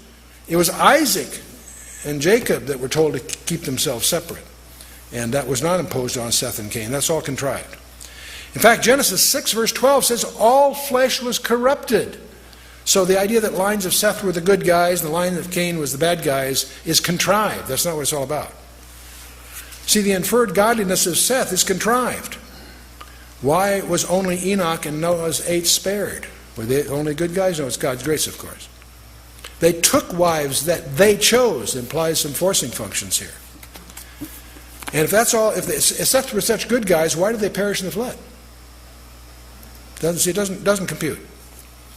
And Enosh, it was incidentally Enosh's, Seth's son, that initiated the defiance of God. Most people don't realize that because of mistranslation. Genesis 4:26 should read, then men began to profane, not call upon, profane the name of the Lord. So renders the Targum of Onkelos, the Targum of Jonathan, the major Hebrew rabbis, Rashi, Maimonides, and the rest, and of course Jerome. So the daughters of Cain, this is not a subset of the daughters of Adam. There's no basis for that. And the Cainites were not necessarily godless. You know, I always wondered in Genesis 4 why we have the genealogy of Cain. Because they're going to all perish in the flood. Why does the Scripture give us the genealogy? Well, there may be other reasons, but one reason is if you read the names, you'll find the name of God in them. You get the impression that Cain messed up, killed his brother, yes, but he raised his kids and grandchildren to worship God. He was a godly guy, and the names reveal that. So the idea that the descendants of Cain were bad guys is a contrivance of modern scholarship. And why are they just daughters of Cain? Were the daughters of Seth so unattractive? What's the deal here? So that's, of course... And of course, the death knell to this theory is that the unnatural offspring. What were the Nephilim then? See, they were supernatural offspring, the mighty men, the Gebarim. Does that mean only X chromosomes among the Sethites? There are no women of renown recorded. And what really made Noah's genealogy so distinctive? It wasn't contaminated by these goings-on. And as I pointed out, we have these New Testament confirmations. We looked at several of them, and I won't get into that here. The angel view was the traditional rabbinical view in the Old Testament. The book of Enoch is just an example of their belief system, emphasizes that. The testimony of the 12 patriarchs, these are not inspired books, but they do reflect the thinking of the times. Josephus clearly understood this. The Septuagint clearly spells it out. The church fathers in the first few centuries, Philo, Justin Martyr, Irenaeus, and the rest of them, all taught this. Modern scholarship, Pember, DeHaan, McIntosh, Dillich, Gabelin, Arthur Pink, Donald Barnhouse, who I respect highly, Henry Morris, Merrill Unger, Arnold Fruchtenbaum, terrific scholar, Hal Lindsey, Chuck Smith, others. Modern scholarship recognizes the angel view. The Sethite view is the text itself destroys it. The inferred separation is nonsense. The inferred godliness is contrived. The inferred Canaanite substitute of the Adamites is not contrived. All this is contrived. The unnatural offspring implied is the death knell to the view, in my opinion. Of course, the New Testament, Jude and 2 Peter nail it. But there's another issue as I got into this, not just for this study. It's important for us to understand that the Nephilim were not confined before the flood. We don't know how they came about, but they were Nephilim after the flood. When Moses sends in the 12 tribes, in Numbers 13, verse 33, they encountered the Nephilim in the land. Who built the pyramids? Let's hear another ancillary question here. Who built the pyramids? The Great Pyramid of Giza, the Stonehenge in Britain, and the circle of the Rephaim in the Golan. And they're up in the Golan Heights. There's an unexplored monument we discovered up there that is called the Gilgal Rephaim. Who are the Rephaim? And the circle of Rephaim is 5 circles, 20-ton stones, about 155 meters in diameter, dated to about 3000 BC. It's built on a flat plateau. And by the way, you can only detect its architecture from above, strangely, and so forth. There's some others, too, that are, if you fly over that area, you see the hints of others. These have never been explored. And the point I want to get across, it startled me to realize that this is not simply a study in Old Testament ancient history. It is essential to understand, if you're going to understand your Bible, understand prophecy. You need to understand there were Nephilim after the flood. In Genesis 4, it says there were Nephilim in those days, and also after that. It even hints at it right there. In Genesis 14 and 15, we discover there are 4 tribes at least, the Rephaim, the Emim, the Hurim, and the Zamzumim, that Joshua was instructed to wipe out every man, woman, and child. Boy, that sounds like genocide. It was, because we had the same thing, not a flood this time, it was a local situation. And Arba, Anak, and his 7 sons, the Anakim, are talked about not just in the Bible, but also in Egypt, by the way. They were encountered in Canaan, Numbers 13:33, when the 12 spies went. When they came back, Joshua and Caleb had the good report. The other 10 guys said, hey, there's Nephilim in the land. That's the word they used. They were giants. We are like grasshoppers in their sight. That's not an exaggeration. They had reason to be terrified. Obviously, Joshua and Caleb had faith in God. God's on our side, let's go. But and it's easy to disparage the other 10 guys. You need to understand they had, on the one hand, some reason to be cautious. In Deuteronomy 3 and Joshua 12, we encounter Og, the king of Bashan. He's the king of the giants, the Rephaim. Goliath, remember, he had 4 brothers. That's why David picked up 5 stones when he crossed the brook. Why? He was ready for all 5 of those guys. See, one of the things, you can go through the whole Bible and study the Bible in terms of Satan's strategy to try to thwart the plan of God. And when God indicates that his redemptive plan is going to come from the seed of the woman, he starts attacking Adam's line in Genesis 6 with the Rephaim, with the Nephilim. And that's God's response, of course, to the flood. Genesis 12, when God calls Abraham, now Abraham is singled out. As God refines the visibility more precisely of how his plan is going to work, it allows Satan to focus his attack. When Abraham's called, Abraham gets singled out for Satan's mischief. The famine in Genesis 50, the destruction of the male line in Exodus 1, Satan's attempt to thwart even when they get out, Pharaoh's pursuit in the Exodus. It was now when God calls Abraham, he tells Abraham in Genesis 15 and 17, that he's going to leave there, and 4 centuries later his descendants will come. Well, that lets Satan know he's got 4 centuries to lay down a minefield. And that's what we're dealing with here in the Rephaim in the land. And when God calls David in 2 Samuel 7, allows Satan to focus on David. And the attacks on David's line. Joram kills his brothers in 2 Chronicles 21. The Arabians slew everyone but one, Azariah. Athaliah kills all but Joash in 2 Chronicles 22. Every time there's an attempt to wipe out all the royal line, some servant hides a baby, whatever, there's always, it slips through. And Hezekiah, Isaiah 36 and 38, another example. When you get to the Persian period, here's Haman trying to wipe out all the Jews. And that's Satan's strategy to try to thwart the plan of God. And had it not been for Mordecai and Esther, it would seem he might have succeeded. And New Testament strategies. Remember Joseph's fear when he found out Mary was pregnant. He could have put her away privately. God says, no, don't do that. That's part of my program. Herod's attempt when he wipes out all the babes in Bethlehem. It's Satan's attempt to wipe out God's plan at Nazareth in Luke 4, when Jesus uses Isaiah as his mandate for his ministry, Isaiah 61, we're going to throw him off a cliff, but he slips away. In Mark 4 and Luke 8, there are storms at sea, and I think they're both supernatural ones. That's why Jesus rebuked the sea and so on. And of course, the ultimate thwart was the cross. The cross. And this is all summarized in Revelation chapter 12. You can study it there carefully. But the main point of all of this is that Satan is not finished yet. And that may be what the UFOs are a preamble to. By the way, what does the Golan Heights, Hebron, and the Gaza Strip have in common? They're in the newsday all the time, right? These are the areas that Joshua failed to exterminate the Rephaim. The word Rephaim means the dead, the walking dead. Isaiah 26:14 says they cannot be resurrected. These are strange creatures. And it's interesting, if you study the strongholds that they failed to defeat, you'll notice that those same regions are the territories, the so-called West Bank, that are in dispute today. I think that's fascinating.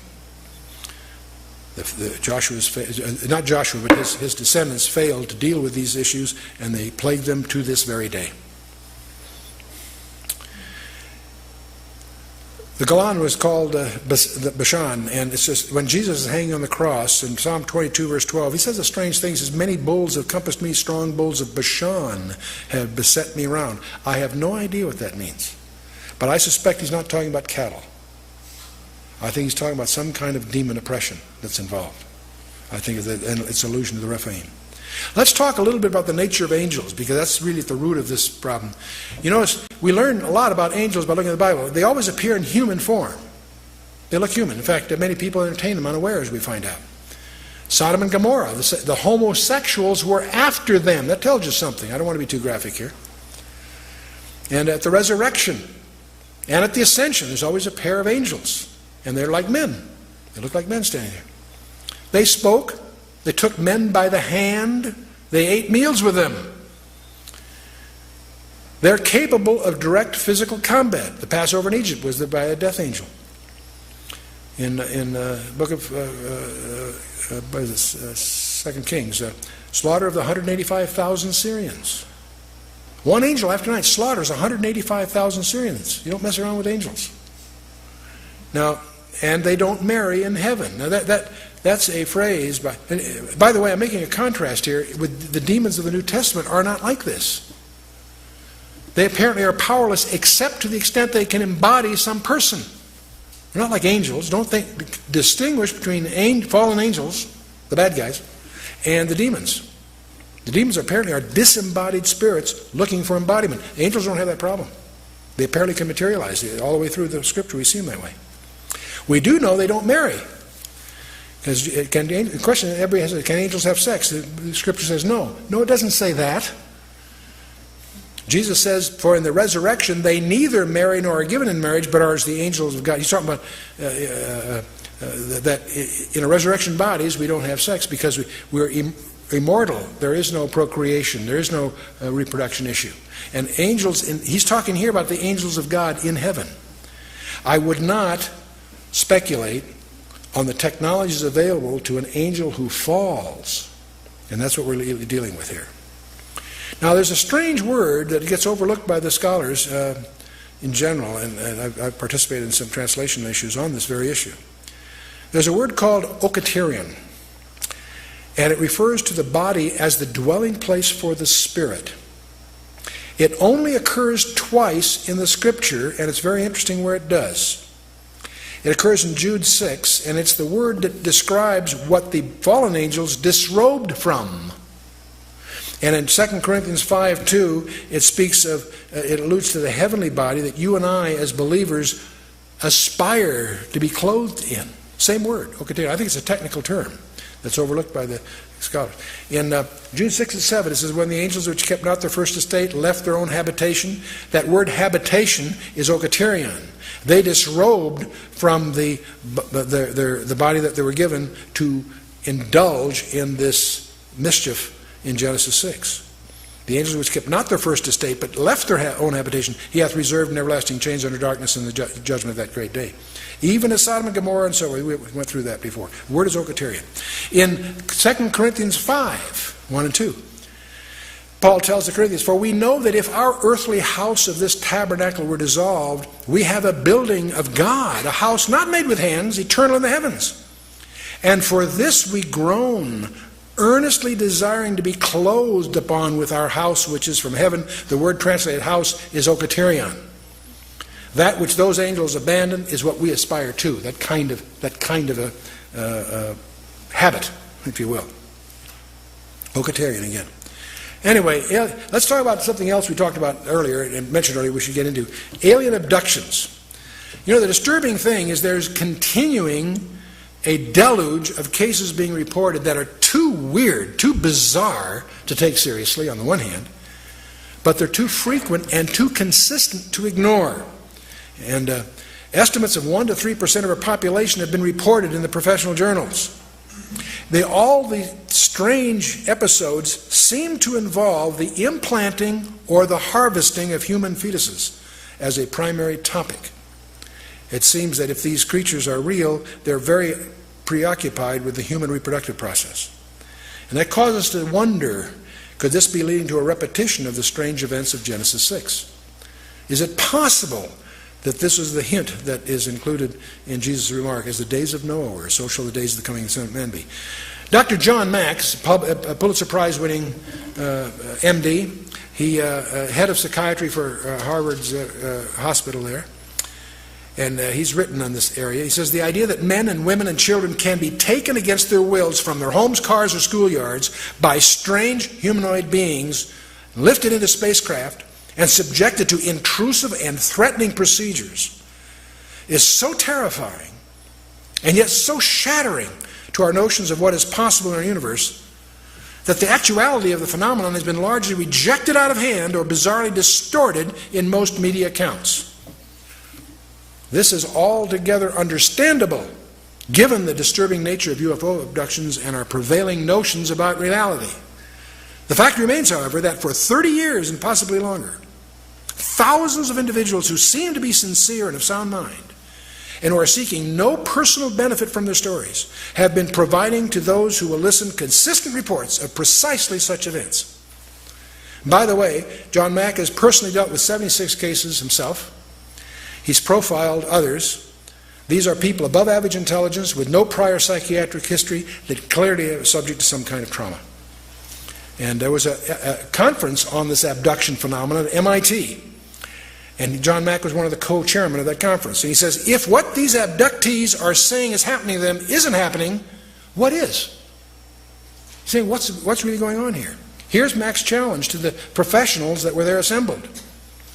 The high degree of consistency of the stories, the absence of any prior psychiatric illness, the physical changes and lesions. Some of these people have scars from the procedures, and I've encountered one myself on that. Independently witnessed by others while the abductions are taking place. There's not many, but there are a few.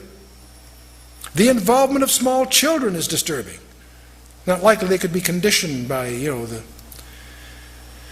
Well, let's move on. The coming to cosmic deception, what's the biggest lie of all? It's interesting. This all started back in Genesis 3. When God declared war on Satan, he says, I will put enmity between thee and the woman, and between thy seed and her seed, and he shall bruise thy head, and thou shalt bruise his heel. Everybody, and from this verse we get one of the messianic titles of Christ, the seed of the woman. What many people overlook, there's two seeds mentioned here. The other seed is the seed of the serpent. And so we have the seed of the woman and the seed of the serpent. And the seed of the serpent, we find all kinds of idioms. The red dragon in Revelation 12, the coming world leader, as I sometimes call him, the false prophet in Revelation 13. These forces are still at work and behind the world powers today. Check out Daniel 10 and really understand what's going on there. All of us have studied Daniel 2 and the sequence of nations, or empires I should say, that were re-echoed in Daniel 7, the winged lion, bear on one side, the leopard, the terrible beast, the 10 heads. Again, Babylon, Persia, Greece, Rome 1 and 2. We've been through that in our prophetic studies, and most people recognize the iron mixed with clay is the Roman Empire. Don't confuse that with Western Europe. The Roman Empire, part 1 and part 2. Well, we live in a world, what's going on in this world? There's a new world order. A world without borders is the concept. The end of the independent nation state. Multiculturalism is in. Check your faith at the door. We're going to all compromise. And this is all heading for a centralized socialistic government. And there are a couple of forcing functions. Every freedom-loving person considers this an anathema, except the problem is there's no way to avoid it. Nuclear proliferation is part of it. We're on the threshold right now of nuclear war because of this very issue. But there's another forcing function that nobody talks about. The possibility, ultimately, not yet, but coming, of cosmic threat of some kind. You say, Chuck, that's way out. That's fringe stuff. Really? Let's talk about the miry clay. You know, in Daniel's famous vision of the multi-metal image, the last phase was, of course, the iron mixed with clay, the 10 toes. What is miry clay? Miry clay is clay made from mire, or dust, if you will. And everybody talks about the clay in the 10 toes of Daniel's imagery. No one, I'm guilty too, paid any attention to Daniel's explanation of it. In Daniel chapter 2, verse 43, he's explaining the whole thing. He's interpreting the vision for you. When he gets to this, in verse 43, he says, whereas thou sawest the iron mixed with miry clay, they shall mingle themselves with the seed of men, but they shall not cleave to one another, and so on. You know, that phrase, I read that 100 times over the last 30 years and didn't hit me until this in-depth study. The miry clay refers to a they. It's a personal pronoun. They shall mingle themselves with the seed of men. In order to mingle themselves with the seed of men, they have to be something other than the seed of men. Or it makes no grammatical or logical sense. So the they that are going to do the mingling are not the seed of men. Oh, could this be a hint of some mischief in the end times analogous to the mischief in Genesis 6? I think so. They shall mingle themselves with the seed of men. Boy, there it stares at me. Well, speaking of UFOs in the end times, you know, I remember Walter Martin. I was on his board for many years. My partner and I were the guys that brought him to the West Coast, and we because of his very, very critical ministry to comparative religions, we tried to keep him off this subject because we felt it would discredit his ministry. I don't hesitate these days for two reasons. One is I've got nothing to lose. My ministry is probably discredited anyway. But also times are a little more lucid these days. But in any case, I can remember Walter, using any excuse, he would get to Luke 21:26. And he'd quote this: men's heart failing them for fear, and looking after those things which are coming upon the earth. And whenever he did that, he always gestured with his hand. Men's hearts failing themselves for fear, and looking after those things which are coming upon the earth. And he'd make a sort of inverted saucer with his hand as it was landing. He'd say, coming, and he'd just gesture with it. He saw UFOs here. And for the powers of heaven shall be shaken. And I'm not to say he's wrong, but we used to always smile. Walter, get off that subject. Anyway, but the coming great deception, Jesus opens and closes his Matthew 24 thing. He says, there shall arise false Christs and false prophets, and shall show great signs and wonders, insomuch that if it were possible, they should deceive the very elect. What's going to protect you? Your intellectual background? Your knowledge of physics? No way. No way. If it were possible, they would deceive the very elect. The only thing that can save you from this deception is your spiritual condition by being in Christ. They shall show great signs and wonders. They're going to do things that are going to violate our apparent knowledge of reality. When we get to 2 Thessalonians, Paul in 2 Thessalonians 2 says a lot to say about this. He says, the mystery of iniquity doth already work. Only he who now hindereth will hinder until he be taken out of the way. And then shall the wicked one be revealed, whose coming is after the working of Satan, with all power and signs and lying wonders. The wicked one is going to do miracles. Be prepared for some political leader to raise people from the dead. We're not ready for that. The mystery, see, I think the restrainer is restraining far more than you and I have any idea. More than we have capacity to imagine. I think after the rapture, it's going to get so strange, it's going to be way out there. Now, where does this wicked one come from? It surprises many to realize the Scripture tells us. In Revelation 11 and Revelation 17. Revelation 11, verse 7, and when they shall have finished their testimony, the beast that ascendeth out of the bottomless pit shall make war against them, and shall overcome them and kill them. Where is this guy coming from? From out of the abuso. So he's not just some political leader that happens to be kind of gifted. No, this guy is empowered by Satan himself. And he's coming out of the abuso himself. You get to Revelation 17. The beast that thou sawest was and is not, shall ascend out of the bottomless pit, go into perdition, and they that dwell upon the earth shall wonder whose names are not written in the book of life.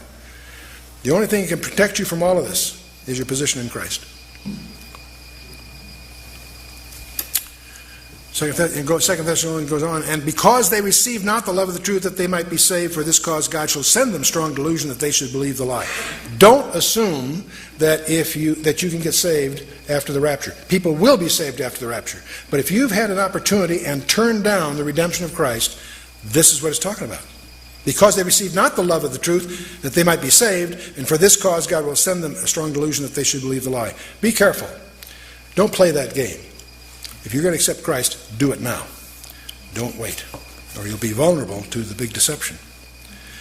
Now, the most absurd war is coming. I always fasten with Psalm 2, which is a dialogue among the Trinity. Why do the heathen rage and the people imagine a vain thing?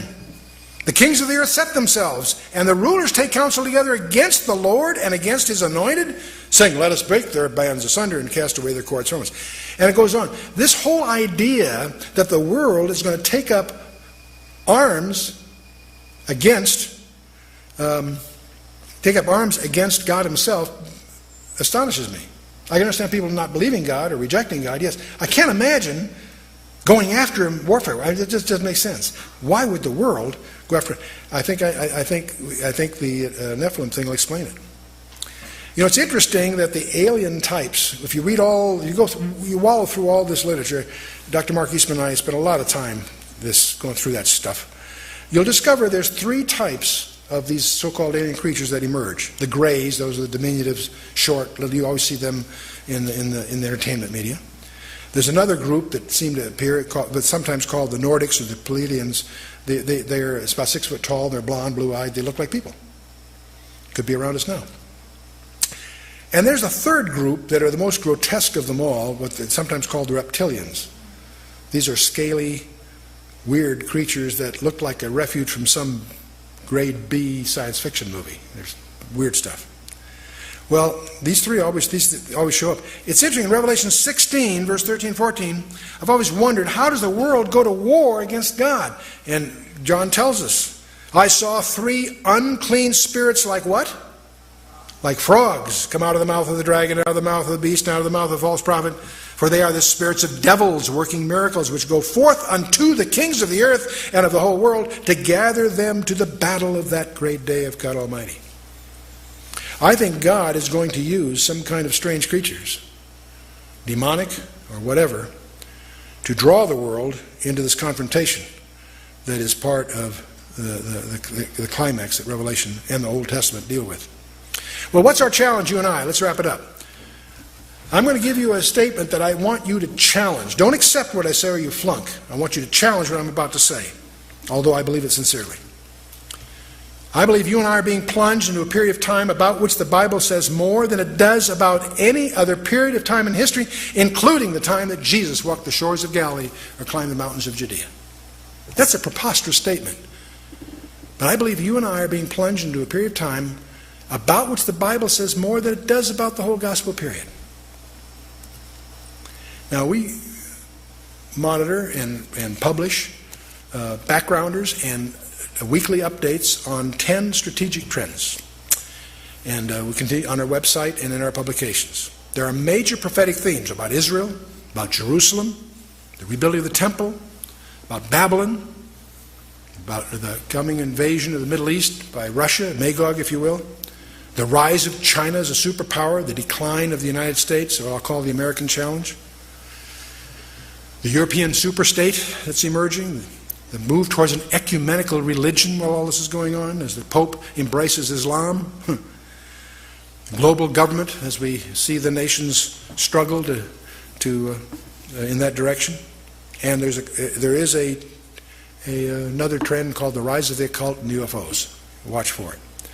Now, the ultimate issue, of course, is none of this. The ultimate issue is that you and I are in possession of a message of extraterrestrial origin, and it's the only competent source to deal with these extraterrestrial issues. And this record, we call the Bible, portrays us as the objects of an unseen warfare. And our eternal destiny depends upon our relationship with the winner of that cosmic conflict. Where do you stand? What is your readiness for this encounter?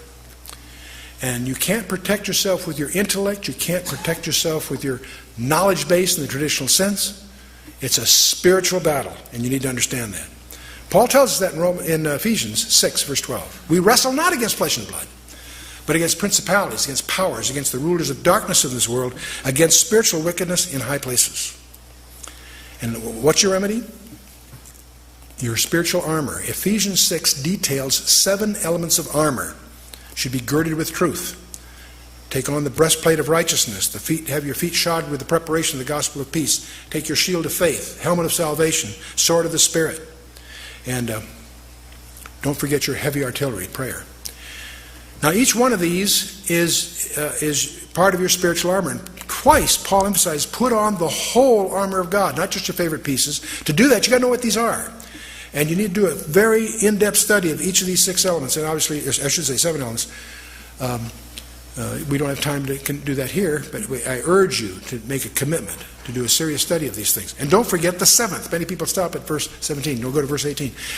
All right, we have a 24-hour hotline to the throne room of the universe, and he's anxious to hear from us. And we call it prayer. That's your heavy artillery. Keep that in mind. Now, these strategic trends that we monitor on our website, Weapons of Mass, each one is a biblical trend. Each one is a standard category of data collection by the intelligence community, and we tend to monitor them.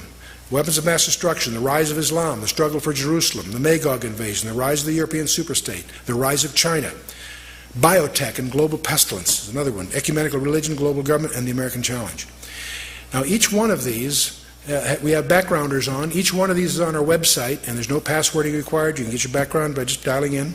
We also will give you a weekly update. Once a week, we call it e-news. If you sign on our website, give us your email address, no charge. You can turn it off when if and so you want to. We will send you each week 1-page summary of what happened this week that's biblically relevant, and we'll give you the links as to who's following that competently. No charge. It's part of our ministry to make you aware of the times in which we live and its spiritual ramifications. So what do you do besides this? We also publish, probably the most popular things we've done, Learn the Bible in 24 Hours. It's available as a book, and it's also available as a CD-ROM with over 1,400 computer-animated diagrams. And it will take you from Genesis to Revelation in 24 one-hour sessions. That sounds audacious, but 24 one-hour sessions accompanied by computer-aided diagrams covers a lot of ground. What it'll do is give you a grasp, a respect for the integrity of the whole package, and you'll be able to navigate all the way through whatever issue you may have.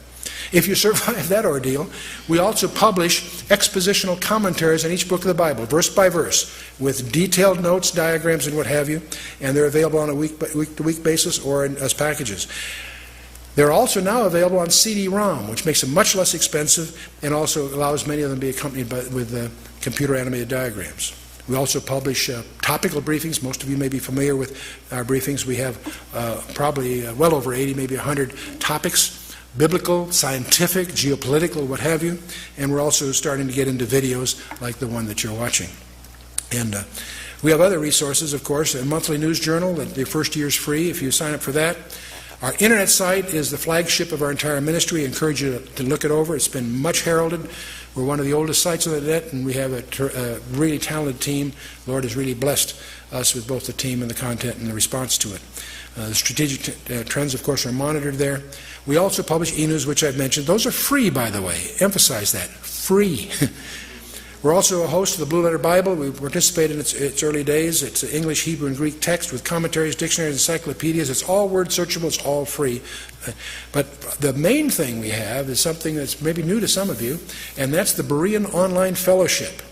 Many of you are familiar with our K-Rations program. That's where you have a tape-a-week subscription program. It includes a 10-minute update and then a verse-by-verse study on some book of the Bible. Many of you may be familiar with that, and that's still going.